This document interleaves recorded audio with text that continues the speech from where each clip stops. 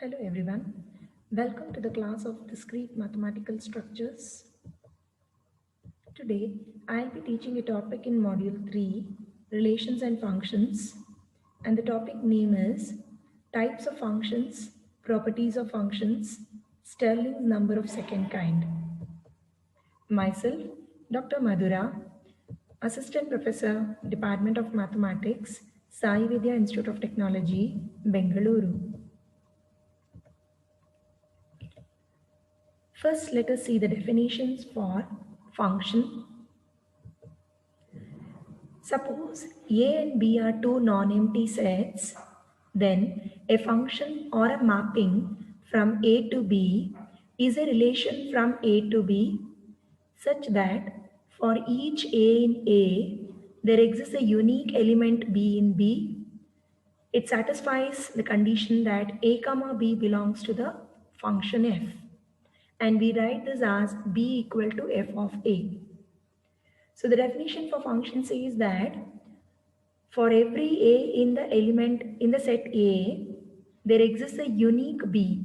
There should exist a unique element b in the set B such that it satisfies the condition b equal to f of a. Here b is called the image of a and a is called the pre-image of b under the function f. The element a is also called as argument of the function and b equal to f of a is called as the value of the function for the argument a. A function f from a to b is denoted by f a right arrow b and the pictorial representation of the f is shown as below. So we pick the element a from the set A and pick the element B from the set B, and we see that for every element A in the set A, there is a unique element B in the set B.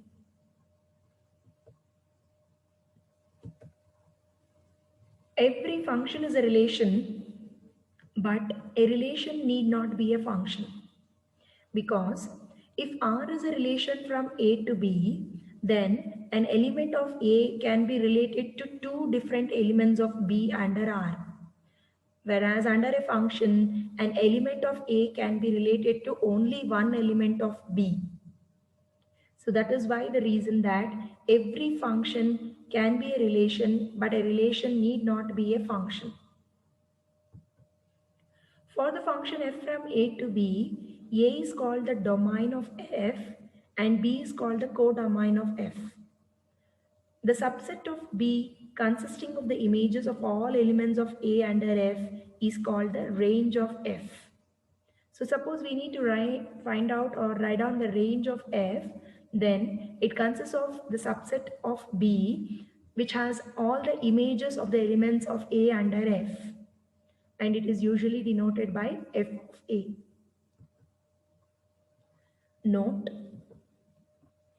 every A in A belongs to some pair A comma B belonging to F, and if A comma B1 belongs to F and A comma B2 belongs to F, then B1 is equal to B2.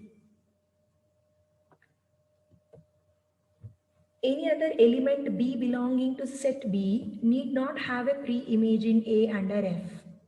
So some element B belongs to the set B need not have a pre-image at all in the set A under the function f, under the mapping f. Two different elements of A can have the same image in B. So these are some of the properties of the functions that we can understand while doing problems. It will be helpful for us. The statements A comma B belongs to f. A is a function B, A of B read as A function B, and B equal to f of A, all are equivalent. If G is a function from A to B, then f is equal to G if and only if f of A is equal to G of A for every A belonging to the set A. Now the range of f from A to B is given by f of A is equal to f of x such that x belongs to A. and f of a is a subset of b.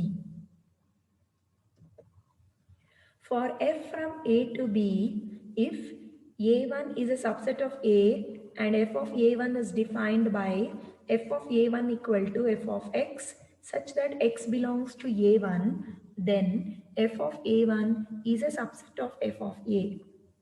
Here f of a1 is known as the image of a1 under f. For f from A to B, suppose the element B belongs to the set B, then f inverse B can be defined as x belonging to the set A such that f of x is equal to B. Then f inverse B will be a subset of A, and f inverse B is called as the pre-image of B under the function f. Now for f from A to B, suppose B1 is a subset of B and f inverse B1 is defined by f inverse B1 is equal to x belonging to the set A such that f of x belongs to B1, then f inverse B1 will be a subset of A. And here f inverse B1 is called as the pre-image of B1. So these properties will be helpful for us if we have to find out f inverse of any particular element, and this property will be helping us while doing problems. Types of functions. Identity function. Any function f on a set A is said to be identity function if the image of every element of A under f is itself. If we find out the image of every element of A, if the element image is itself, then it is said to be identity function, usually denoted by I suffix A. That is, f from A to A is such that f of A is equal to A itself. The image of every element is itself. In this case, f of A is equal to capital A only. Constant function. A function f from A to B is called a constant function if f of A is equal to C, the constant C, for every A belonging to A. That is, f is a constant function if image of every element of A is same in B. If all the elements of the set A are mapped onto a single element in the set B, means to one particular element only, then such a function is called a constant function. And in this case, we will be writing down f of A is equal to the element C. Next, onto function or the surjective function. A function f from A to B is said to be an onto function from A to B if for every element B of the set B, there exists an element A of A such that f of A is equal to B. That is, f is an onto function from A to B if every element B of B has a pre-image in A. Indirectly, it is one and the same as no element in the set B should be free. Every element of the set B should have a pre-image in A. Then the range of f will be exactly equal to the set B elements only. Such functions are called as onto function. Now next we will see about one-to-one function or the injective function. A function f from A to B is said to be one-to-one function if different elements of A have different images in B. Under the function f, under the mapping f, different elements of A should be mapped onto different images in B, should have a different images in B. So f of A1 equal to f of A2, then A1 will be equal to A2. Or equivalently, if A1 is not equal to A2 and f of A1 is not equal to f of A2, this is by the contrapositive property. The fifth type of the function is one-to-one function, one-to-one correspondence, or the bijective function. Any function is said to be one-to-one correspondence or a bijective or a bijection if f is both one-to-one and onto. If it satisfies both the conditions, it is one-to-one and onto function, then we say that the function is bijective function. If f from a to b is a bijective function, then every element of a has a unique image in b and every element of b has a unique pre-image in a. It is satisfying both the definitions of one-to-one and onto to say bijective. Properties of functions. Suppose f is a function from x to y and a and b be arbitrary non-empty subsets of x, then the following are true. If a is a subset of b, then f of a is a subset of f of b. F of a union b is always equal to f of a union f of b. F of a intersection b will be always a subset of f of a intersection f of b. And the equality holds good only when f is 1 to 1. Means f of a intersection b will be equal to f of a intersection f of b only when the function f is 1 to 1. If f is not 1 to 1, then f of a intersection b will not be equal to f of a intersection f of b. It will be just a subset. Next, suppose a and b be finite sets and f be a function from a to b. Then the following are true. If f is 1 to 1, then number of elements in a will be less than or equal to number of elements in b. If f is onto, then number of elements in b will be less than or equal to number of elements in a. If it is both 1 to 1 and onto, then number of elements in a will be equal to number of elements in b. Suppose number of elements in a is equal to number of elements in b and f be a function from a to b. Then f is 1 to 1 if and only if f is onto. This is one of the basic important property. If f is a function from a to b and cardinality of a equal to cardinality of b, then f is bijective if and only if f is 1 to 1 or onto. And if f is a function from a to b, cardinality of a equal to m and cardinality of b equal to n, then there are totally n power m functions from a to b. And if m is less than or equal to n, then there are n factorial divided by n minus 1 factorial 1-to-1 functions from a to b. So while doing problems, we might be asked to find out how many functions are there from a to b. Then that can be obtained by n power m, where n is nothing but the number of elements in b and m is number of elements in a. And similarly, we will be able to find out the 1-to-1 functions from a to b with the restriction that m should be less than or equal to n. And the total number of 1-to-1 functions from a to b in such case will be n factorial divided by n minus m factorial. Stirling number of second kind. Let a and b be finite sets with cardinality of a equal to m and cardinality of b equal to n, where m is greater than or equal to n. Then the number of onto functions from a to b is given by the formula p of m comma n is equal to summation k equal to 0 to n minus 1 power k nc n minus k into n minus k whole power m. This gives us the number of onto functions from a to b with the condition that m should be greater than or equal to n.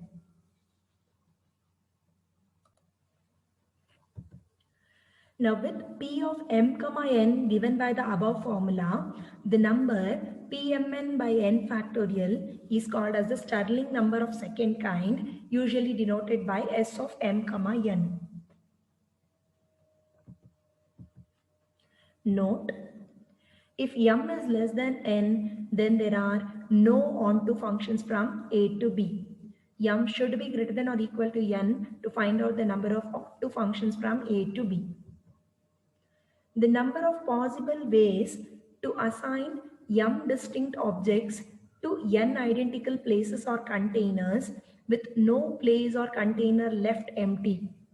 Suppose we want to find out the total number of possible ways in assigning m distinct objects to n identical places or the containers, and no container should be left empty. And the number of such possible ways of doing is S of m comma n is equal to Pmn by n factorial given by 1 by n factorial into summation k equal to 0 to n minus 1 power k into nc n minus k multiplied by n minus k whole power m. This is for m greater than or equal to n. The number of possible ways to assign m distinct objects to n identical places with empty places allowed. In the previous case, no empty place should be left over or no place should be left empty. Here with empty places allowed, this can be done in P of m equal to summation I equal to 1 to n S of m comma I for m greater than or equal to n. So these are the set of things that we wanted to know before doing the problems in types of functions.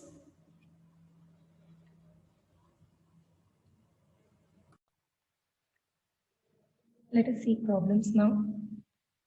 Problems on functions, types of functions, as well as properties of functions.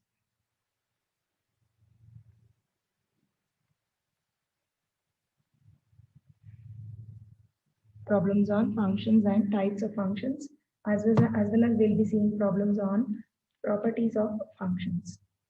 So first question, let f be a function from R to R, where R is the set of all real numbers, defined by f of x is equal to 3x minus 5 for x greater than 0, minus 3x plus 1 for x less than or equal to 0. Determine the following. And while determining, I have just categorized into 3 parts. First one, f of 0, f of minus 1, f of minus 5 by 3.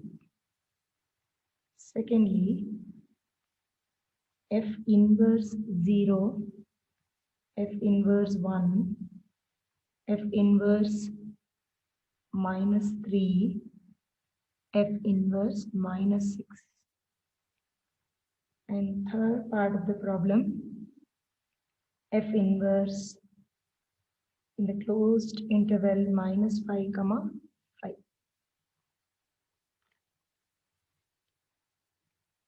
So let us do the solution for the same. Solution. Now from the basic definition, we will find out one by one. The very first part of the problem is to find out f of 0, f of minus 1 and f of minus 5 by 3 with the given function f of x, which is a discontinuous function. It takes the value 3x minus 5 when x is positive, and it takes the value minus 3x plus 1 when x is less than or equal to 0, negative inclusive of 0. So we need to find out f of 0. F of 0 first. So f of 0, so when we are giving x is equal to 0, we need to substitute x is equal to 0 in the function minus 3x plus 1. Because x less than or equal to 0, f of x is defined as minus 3x plus 1. So in this interval, we have to find out, substitute x is equal to 0 and find out f of 0. So it is minus 3 into 0 plus 1. So here the answer is 1. Next we have f of minus 1, a negative value. So again it is a negative value, so we will be substituting into the function x less than or equal to 0 case only. So we substitute x is equal to minus 1. So minus 3 into minus 1 plus 1. So 3 plus 1, which is 4. Next we will be finding f of 5 by 3. F of 5 by 3, we will make plus 5 by 3 in the question. So that f of 5 by 3 gives us x is equal to a positive value. We will substitute in the first one, 3x minus 5. So 3 into x value is 5 by 3 minus 5. So 3 and 3 get cancelled. 5 minus 5 will be equal to 0. 5 minus 5 and that will be equal to 0. So that is how the first part of the problem is done, which is a simpler one. Second part of the problem. Now we need to find out f inverse 0, f inverse 1, f inverse minus 3 and f inverse minus 6. First we will write down the definition for f inverse b, what we learned in the theory. So by definition, f inverse b is equal to x belonging to the relation R such that f of x is equal to b. So this is by definition. Now we will find out one by one. So we need to find out first f inverse 0. So to find out f inverse 0, in place of b we are taking 0. So x belonging to R such that f of x is equal to 0 we have to take. So we consider now f of x is equal to 0, and in both the cases as x is positive and x is less than or equal to 0, we will find the value of x. So consider f of x is equal to 0. So this gives us 3x minus 5 is equal to 0. This is for the case x greater than 0. And there's one more case, minus 3x plus 1 is equal to 0. And this is for x less than or equal to 0. So in both these cases, we have to work out and find out the value of x and check whether it belongs to the given interval or not. So in the first case, 3x will be equal to 5 or x will be 5 by 3. X is equal to 5 by 3 is a possible value because we have the condition here as x greater than 0. And we obtained x value as a 5 by 3 value which is positive, greater than 0 only. So that is why this is possible which belongs to the given interval. Then we find out x in the same manner for the second case. So x will be, from the second case, 3x will be equal to 1 or x will be equal to 1 by 3. But we observe that x is equal to 1 by 3 does not belong to the range x less than or equal to 0. X should have been negative or x should be equal to 0, but we obtained a positive value for x. So this is not possible. This becomes a kind of contradiction for us. So thus we will be able to write down f inverse 0 is equal to, we have to grab that value of x which belongs to the respective interval.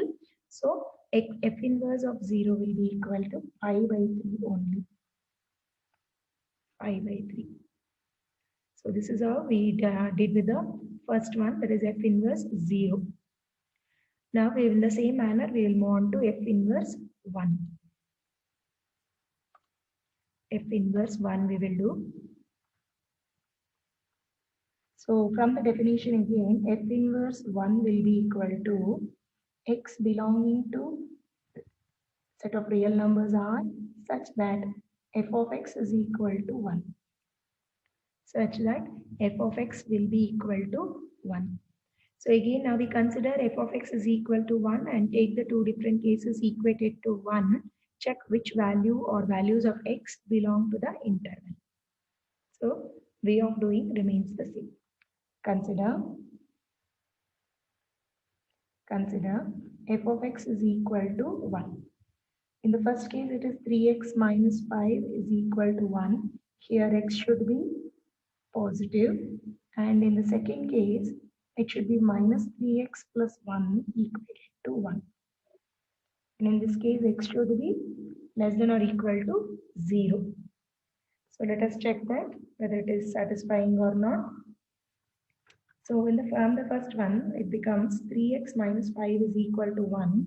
So this becomes 3x is equal to, so this becomes 3x is equal to minus 5 taken to the right hand side. We take this minus 5 to the right hand side.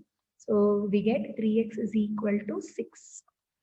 3x is equal to 6. So x is equal to 2. And we have the condition for x in this case as x is greater than 0. We got positive value only, that is x is equal to 2, which is a valid value. Similarly, in the second case, we have minus 3x plus 1 is equal to 1. So what will be minus 3x then? Minus 3x will be equal to 1 minus 1, which will be equal to 0, or x will be equal to 0. This is under the condition x greater than or less than or equal to 0. X less than or equal to 0. So we have obtained x is equal to 0, which is again a valid value. So thus we will be able to conclude f inverse 1 is equal to 0, 2. 0, 2. Now the third part of the question is to find f inverse minus 3. F inverse minus 3 we shall find out now.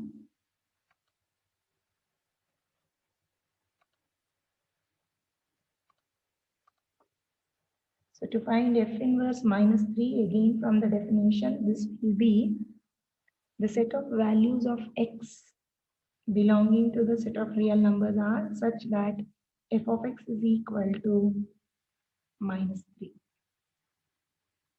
F of x is equal to minus 3. So now we will be finding that value of x which belongs to the interval f of x is equal to minus 3. So let us consider that separately and do consider f of x is equal to minus 3. So in the first case, it should have been 3x minus 5 is equal to minus 3, and here x is positive. And second case, minus 3x plus 1 should be equal to minus 3. In this case, x should be negative, less than or equal to 0. So let us find out the x values in both the cases. So we have 3x is equal to 2, or x is equal to 2 by 3. X is equal to 2 by 3 is a positive value, so this is valid. And we have in the second case minus 3x is equal to minus 4, or x is 4 by 3. X is 4 by 3 becomes a contradiction because x should have been negative or it should have been 0. So we got a x positive value, so this is a contradiction. So that is why we conclude f inverse minus 3 is equal to 2 by 3. 2 by 3. And lastly, in the fourth case, we will do fourth subpart in the second one. F inverse minus 6. We need to find out f inverse minus 6. Again, from the definition, f inverse minus 6 will be equal to x belonging to the set of all real numbers such that f of x is equal to minus 6. Consider f of x is minus 6. So this gives us first case 3x minus 5 is minus 6. Here x is positive. And the second case is minus 3x plus 1 is equal to minus 6. Here x should be less than or equal to 0. So let us find out x in both these cases. So in the first case we have 3x is equal to minus 6 plus 5, which is minus 1. So x is minus 1 by 3. X is negative in the first case, that is x should have been positive, greater than 0. But we obtain x is equal to minus 1 by 3. So this is a contradiction in the first case.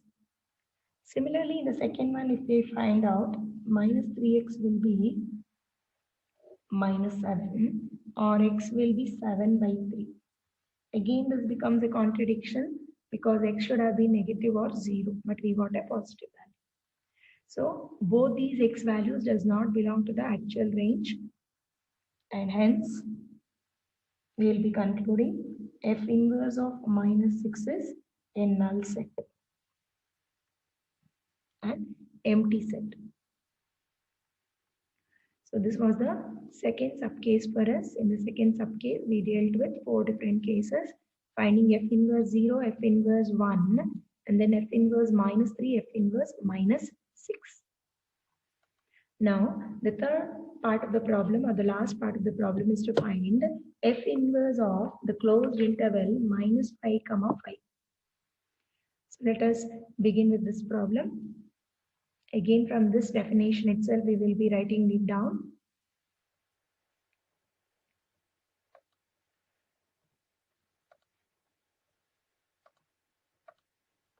So the third part of the problem, we have to find f inverse of closed interval minus pi comma phi.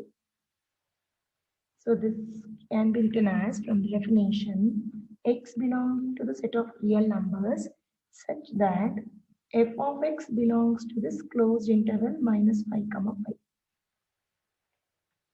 So the function f of x must belong to the closed interval minus pi comma phi. So f of x belonging to minus pi comma phi is same as writing minus 5 less than or equal to f of x less than or equal to 5.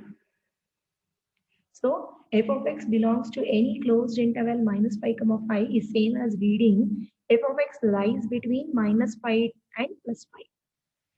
Now for each of these cases we have to separately work out.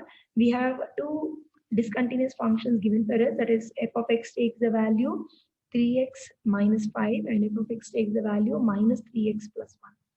So in both these ranges, that is x positive and x less than or equal to 0, we have to find out the condition and find the value of, find the interval where the f of x satisfies the given condition. So let us proceed doing that.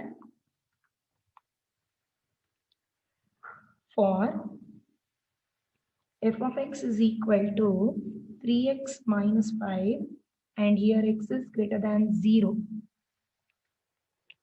Here x is greater than 0.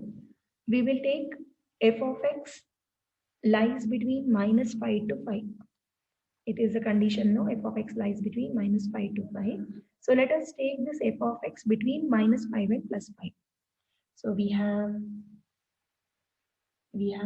minus 5 less than or equal to 3x minus 5 less than or equal to plus 5. So in order to find out the value of x, we add 5 throughout. So this gives us 0 less than or equal to 3x less than or equal to 10. Now we divide throughout by 3. Divide throughout by 3 to get 0 less than or equal to x less than or equal to 10 by 3. Our aim is to find the value of x. So that is the reason we did like this. So this is one of my range for x that lies between 0 to 10 by 3. Now in the same manner, we will consider another expression for f of x from the given data. F of x is also minus 3x plus 1. Is as well minus 3x plus 1, no? So we will take that expression. For f of x is equal to minus 3x plus 1. Here x is less than or equal to 0. We have this f of x lies between minus 5 and plus 5. So in the middle we have minus 3x plus 1. Now again, to obtain the value of x, we first add minus 1 throughout.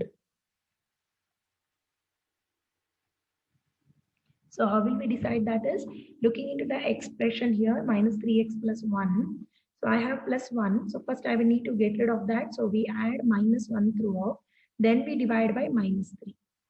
Okay. So adding minus 1 throughout, we'll get minus 6 less than or equal to minus 3x less than or equal to 4.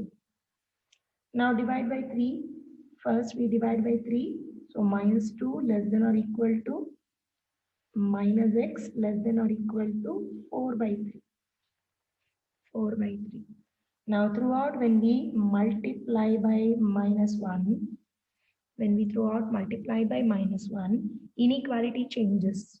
So we have 2 greater than or equal to x greater than or equal to minus 4 by 3. And this is one and the same as writing minus 4 by 3 is less than or equal to x less than or equal to 2. minus 4 by 3 less than or equal to x less than or equal to 2.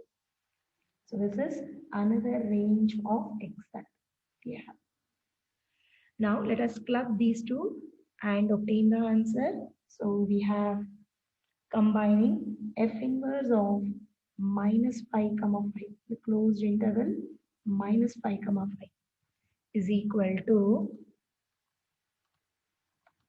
this is equal to x belonging to set of all real numbers such that we have the two conditions minus 4 by 3 less than or equal to x less than or equal to 2, and we also have 0 less than x less than or equal to 10 by 3. 10 by 3. Now clubbing these two, this can be written as x belonging to R such that minus 4 by 3 is less than or equal to x less than or equal to 10 by 3. We have considered the lower bound as well as the upper bound. The least value of x that it is taking is minus 4 by 3 and the highest value of x that it is taking is 10 by 3. So x lies between minus 4 by 3 to 10 by 3. This is one and the same as writing in the form of an interval minus 4 by 3 comma 10 by 3.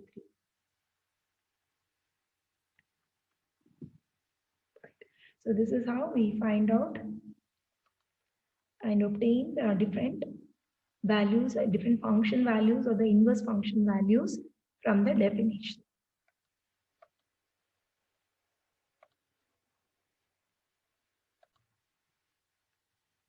Let us see the second problem. Second problem, I would like to consider a proof on the basics of the properties of functions. So let us consider f from a to b be a function. Let c and d be arbitrary, non-empty subsets of B. Prove the following.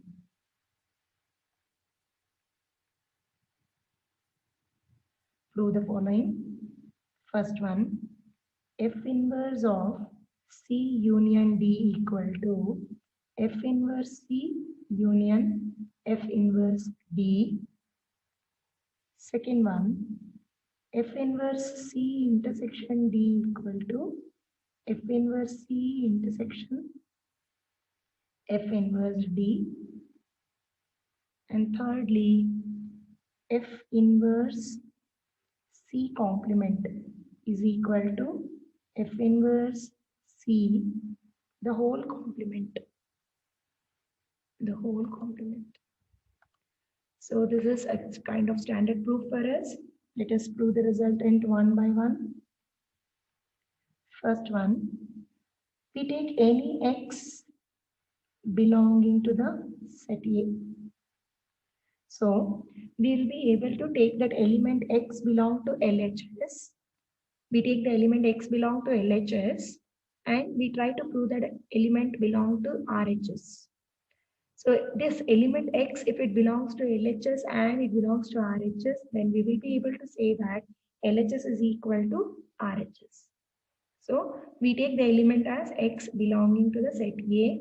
So now let us consider x belongs to F inverse C union D.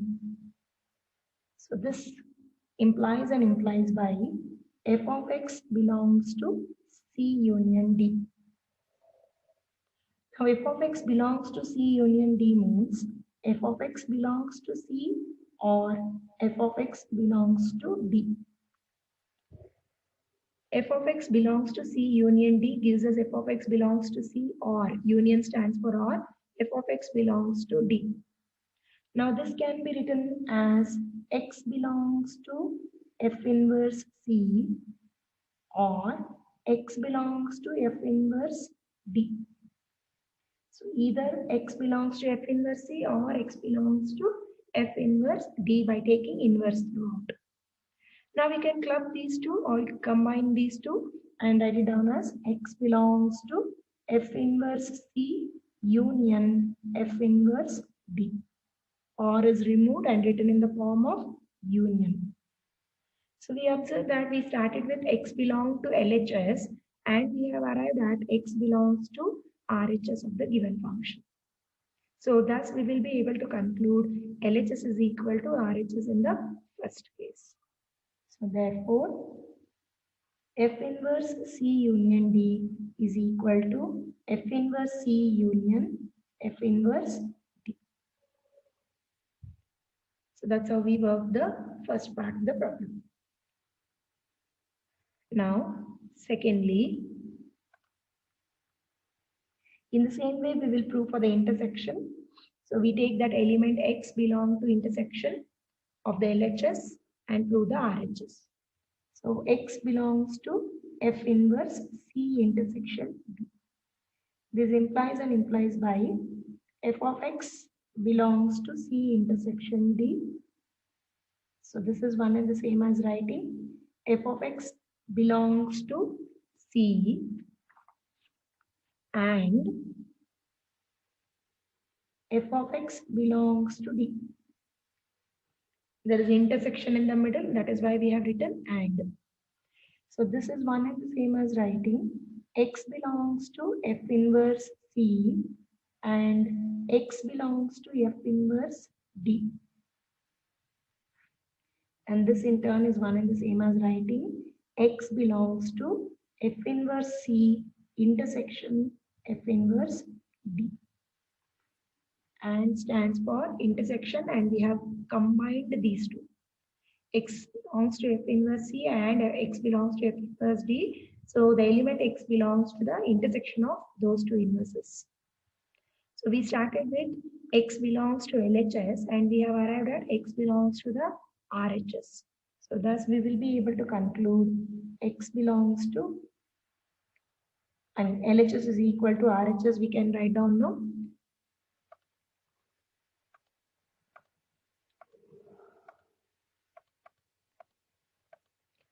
Right, we will just write down the same thing once again. So this is nothing but F inverse of C intersection D is equal to F inverse C intersection F inverse D. So that's how we work out the second part of the problem. Now moving on to the third one. Third one we have to prove the resultant again for F inverse C complement. So we take that element X belonging to A and we have already considered it. So we take that it belongs to LHS and try to prove that it belongs to the RHS of the required resultant. So third one, X belongs to F inverse C complement. We take the LHS. This is equivalently writing F of X belongs to C complement. If F of X belongs to C complement, then F of X does not belong to C. And this in turn is same as writing X does not belong to F inverse C. Or same as writing X belongs to F inverse C the whole complement. I just repeat this once again. So we have X belonging to F inverse C complement, that is our LHS, F inverse C complement. So X, the element X belongs to F inverse C complement is same as writing F of X belongs to C complement, taking a function on both sides. So F of X belongs to C complement. So F of X does not belong to C. If it belongs to its complement, then the function does not belong to the set C. So X does not belong to F inverse C, taking inverse on both sides. So this is one and the same as writing X belongs to the whole complement of the inverse function. So X belongs to F inverse C the whole complement. So we started with X belongs to LHS and we have arrived at X belong to RHS. So therefore we will be able to conclude LHS is equal to RHS.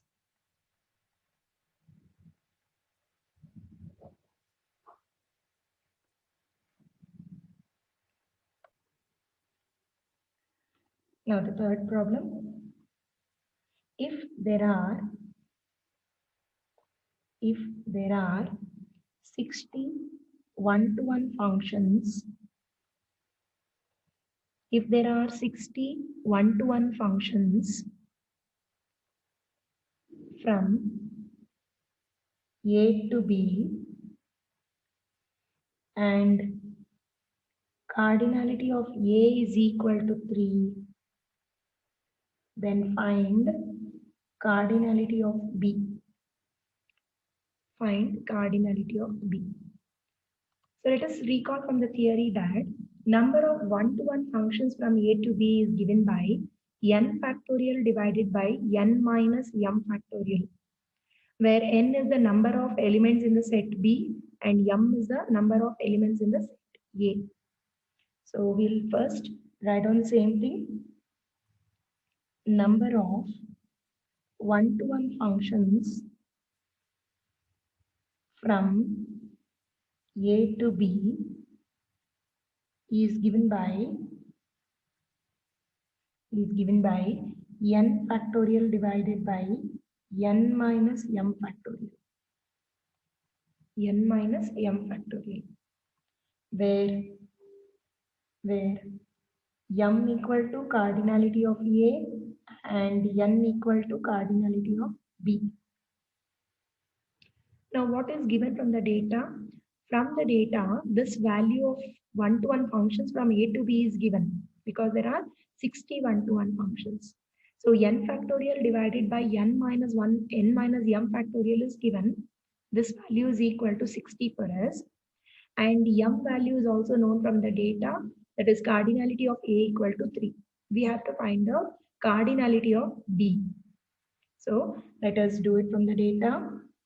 Given n factorial divided by n minus m factorial is equal to 60. Cardinality of A is m, which is given as 3, and we have to find out cardinality of B, which is equal to n. So let's put a question mark there. Now we will substitute the known values, simplify and obtain the answer. So n factorial divided by n minus 3 factorial is equal to 60. And left hand side now can be written as numerator n factorial can be written as n into n minus 1 into n minus 2 into n minus 3 factorial. The whole divided by n minus 3 factorial, which is equal to 60. So this n minus 3 factorial gets cancelled. N into n minus 1 into n minus 2 should be 60. This is same as writing 5 into 4 into 3 is 60. If I take n equal to 5, just a oral observation. When we take n equal to 5, we have 5 into 4 into 3. 5 4s are 20, 3s are 60. So taking n equal to 5, n minus 1 will be 4, n minus 2 will be 3. So working on the same lines, we have n equal to 4 on comparison. N equal to 5, n equal to 5 on comparison. So this is one and the same as writing cardinality of B equal to n, and that is 5. So given the number of one-to-one functions, we can find out cardinality of A or cardinality of B, whichever is being asked to do for us. Let us do the fourth problem now. Fourth one. Let A equal to 1, 2, 3, 4 and B equal to 1, 2, 3, 4, 5, 6. First part of the question. Find how many functions are there. Find how many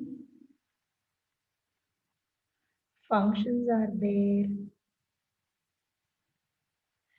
from A to B. How many of these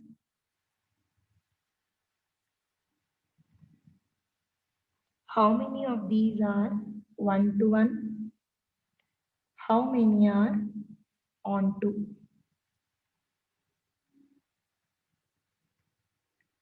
Second part of the question. Find how many functions are there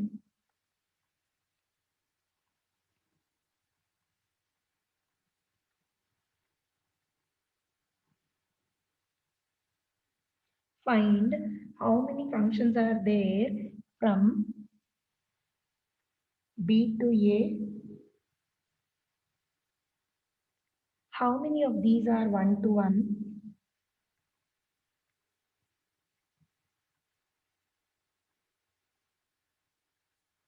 How many are on to? So observe the question. First one is from function is from A to B. The second one function is from B to A. So that's all is a change in both these. We have to find out how many functions are there, how many one-to-one functions are there, and how many on-to functions are there. So let us do the problem. So before we go on to the cases, cardinality of M and N can be written from the given data.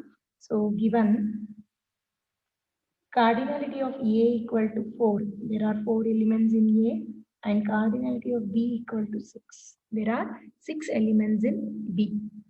And cardinality of B is usually denoted by N, and cardinality of A is usually denoted by M. So let us now find out one by one. First case, we have to first find out the number of possible functions from A to B. So the number of functions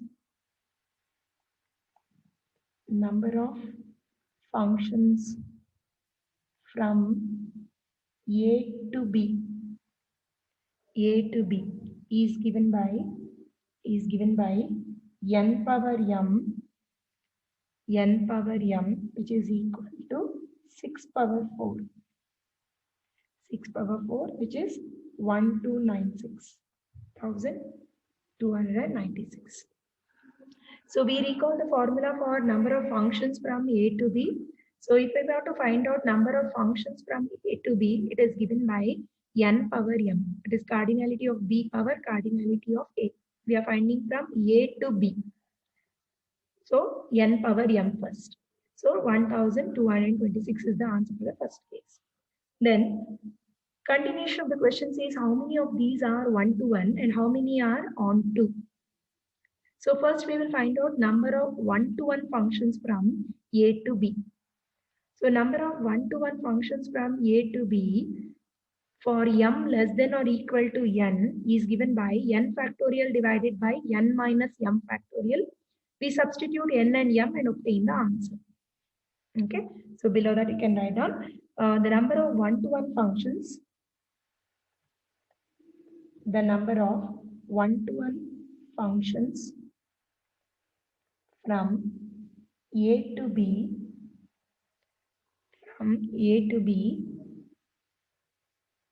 for m less than or equal to n is n factorial divided by n minus m factorial. So n equal to 6 factorial divided by 6 minus 4 factorial, which is 2 factorial. And this is 360 after simplification. And to find out the number of onto functions, we recall the formula and we recall the condition or the restriction between m and n for number of onto functions. Right? So there are no onto functions from A to B, and that's because m is less than n. So m should have been greater than or equal to n to find out the number of onto functions from A to B. So from A to B, there are no onto functions. There are no onto functions. We will just put it in words. There is no onto function from A to B. And it is because m is less than n. So because m is less than n, there are no onto functions from A to B. So that was the first subpart of the problem for us. Now moving on to the second one. The same way we have to find out the second one. So we have to find out number of functions. How many functions are there from B to A? From B to A we have to find out. So it should be m power n for us. Number of functions will be m power n for us. That is cardinality of A power cardinality of B. That is because we are doing from B to A. So the number of functions from B to A is m power n. So this is equal to 4 power 6 and the value of this is 4096. 4096. And to find out the number of one-to-one functions from B to A, m should have been greater than or equal to n, but we observe m is less than n. So there are no one-to-one functions from B to A. There are no one-to-one functions from B to A because m is less than n. From B to A, there are no one-to-one functions because m should have been greater than or equal to n, but m is less than n, so we will not be able to find out the number of one-to-one functions. We are doing from B to A. So when we are doing from B to A, we assume the other way here. We assume the other way means from B to A when we are doing, we can assume B as cardinality of B as m and cardinality of A as n. So we will not be able to find out the number of one-to-one functions from B to A. Now finding the next part, that is to find the number of onto functions from B to A, we use the formula for P of n comma m. Number of onto functions from B to A is given by the formula P of n comma m. From B to A we are finding, that is why it is n comma m. Summation k equal to 0 to m minus 1 power k into mc m minus k into m minus k the whole power n. M minus k the whole power n. So we will substitute all the required or the known values for this. So P of 6 comma 4 we have. P of 6 comma 4 is equal to summation k equal to 0 to 4 minus 1 power k into 4c4 minus k 4c4 minus k into 4 minus k whole power 6. 4c4 minus k into 4 minus k whole power 6. We need to expand summation and obtain the answer.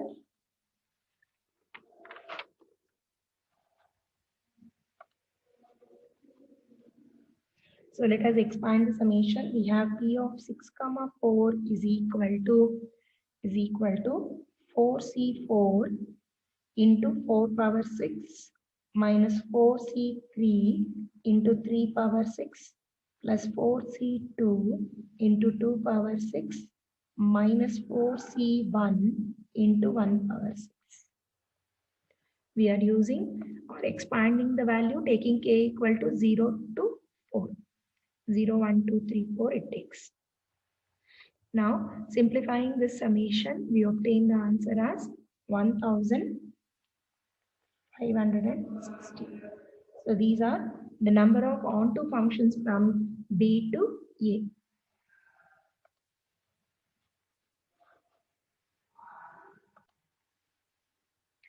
I'll take up one last problem for functions and types of functions.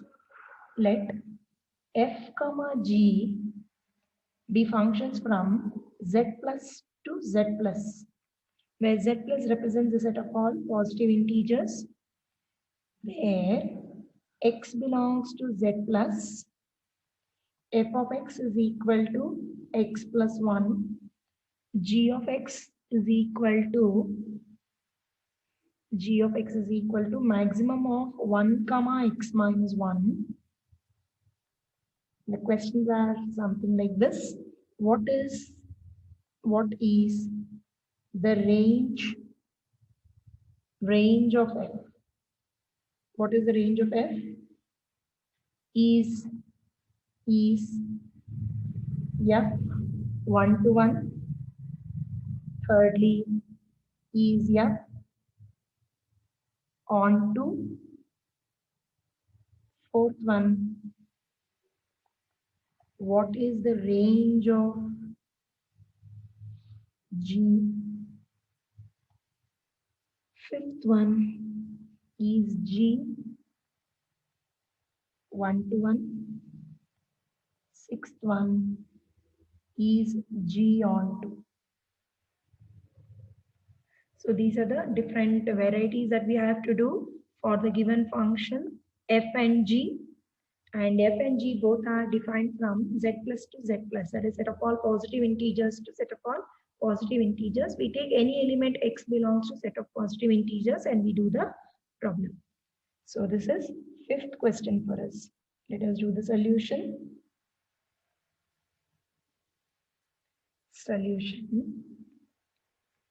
So very firstly, we take the value of f of x. F of x is defined as x plus 1.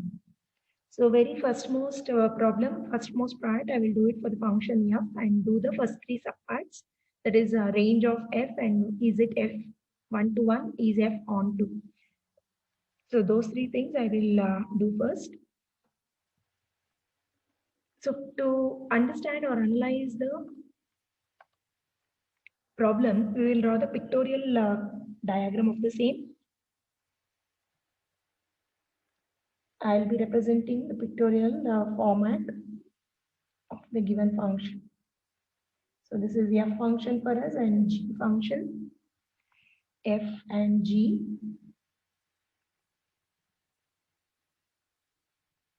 Now it takes a set of all positive integers for us. So we have 1, 2, 3, 4, etc. as the elements. Here also we have 1, 2, 3, 4, etc.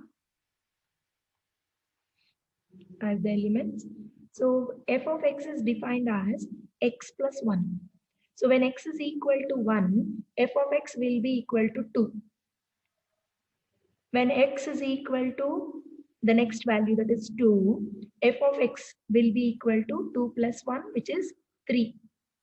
When x is equal to 3, f of x will be 4. So we will do the mapping for the same now. So when x is 1, f of x will be equal to 2. So 1 to 2, there is an image. Then 2, when x is equal to 2, f of x will be equal to 3. When x is 3, f of x will be equal to 4, etc. etc. So this is from set of all positive integers to set of all positive integers. So keeping this in mind, we will now write the range of f. Range of f is all those images that are there in the G for us. So we will be writing down. Okay, I just made a small mistake here. So we will not write this as f and g. Instead, this can be written as, this is the mapping f for us. F for us. Okay, this should be correct. Right. Now we will write down the range of f. Range of f. So range of f will be all those images that you can see in the graph here, in the figure here. So this can be written as 2, 3, 4, etc. 2, 3, 4, etc. It is mapped to 2, 3, 4, etc. So it is one and the same as writing z plus minus 1, the element 1. This is range of f for us. This is the first part of the problem for us. Now, second part of the problem is to find, is f 1, 1? Is f 1, 1? Every element from the set A is mapped onto every element in the set B. So we will recall the definition for 1 to 1 first. 1 to 1 definition says that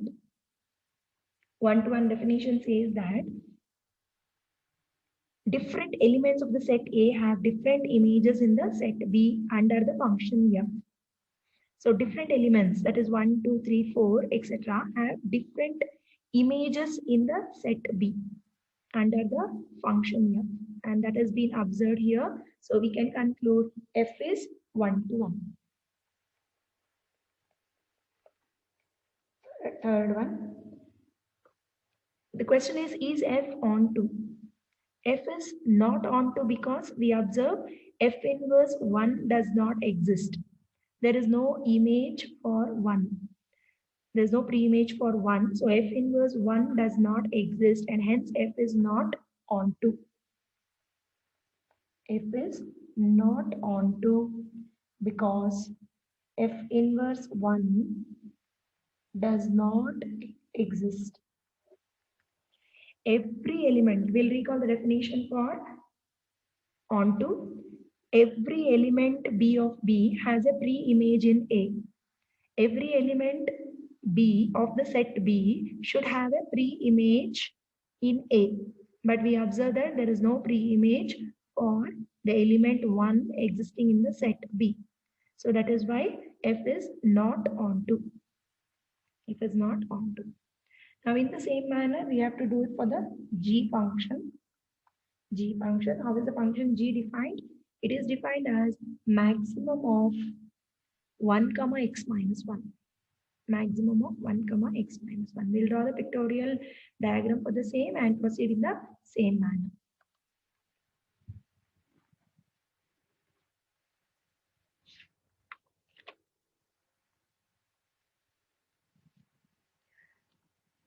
So in order to do the fourth, fifth and the sixth subpart of the problem, first I will draw the pictorial diagram.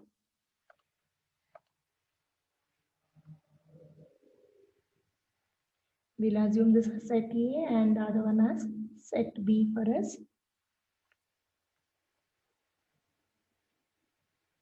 This is the function G defined for us. And this is from set of all positive integers to set of all positive integers. We have the elements as 1, 2, 3, 4, etc. Here also we have 1, 2, 3, 4, etc. So how is the function G defined? Let us see how G is defined and do the mapping. So G is defined as maximum of 1 comma x minus 1. When we take x is equal to 1, this becomes 0. So maximum of 1 comma 0 is 1 itself. Maximum of 1 comma 0 is 1 itself. So 1 has the pre-image as 1 only. Then when x is equal to 2, when we take x is equal to 2, 2 minus 1 is 1. So maximum of 1 comma 1 will be again 1. Maximum of 1 comma 1 will be again 1. So from 2, it is again mapped on to 1 itself. Then when we take x is equal to 3, 3 minus 1 is 2. So maximum of 1 comma 2 will be 2. Maximum of 1 comma 2 will be 2. This is for taking x is equal to 3. Then when we take x is equal to 4, 4 minus 1 is 3. Maximum of 1 comma 3 is 3. So 4 has the image 3. So this is how the pictorial diagram looks like. Now we will find out range of G.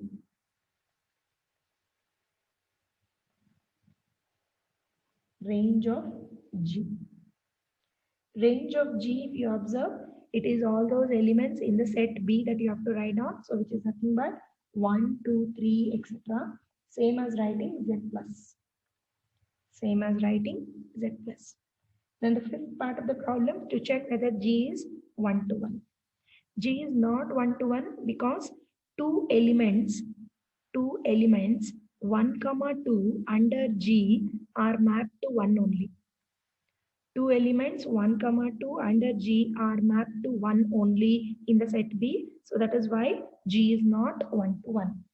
Different elements of the set A should have different images in set B to say it is 1 to 1. But it is not happening. So that is the reason it is not 1 to 1.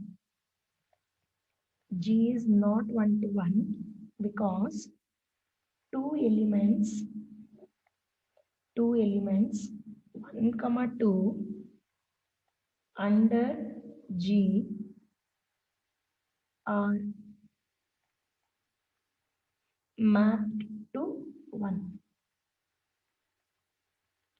And the sixth part, to say whether G is onto or not. G is onto because every element B of the set B has a pre-image in A. Has a pre-image in A. So every element of the set B has a pre-image in A, and hence G is onto. G is onto. So that is how we work out problems on the types of functions. Hope these problems are helpful to you to have a better clarity. Thank you for watching.